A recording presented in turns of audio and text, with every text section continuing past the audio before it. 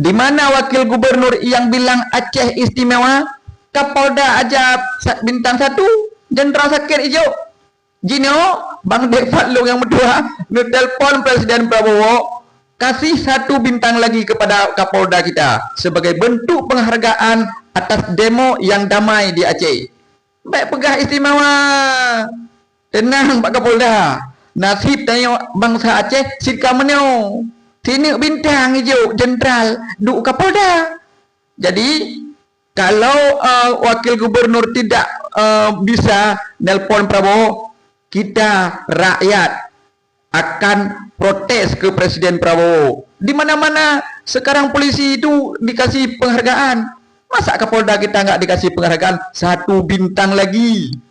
Menyahana kita ajak polisi-polisi yang Aceh, tayu demo Presiden. Mana bintang 1 lagi? Jangan bilang istimewa. Sabe pengut. Tapi pengut nu sabar Pak Kapolda. Kenang pengut drone. He nu kan? Memang he Aceh. Ben dipikir mangat bangsa Aceh pengut. Pat istimewa. Pajak pi getat tiga-tiga. Pajak kayu hapus.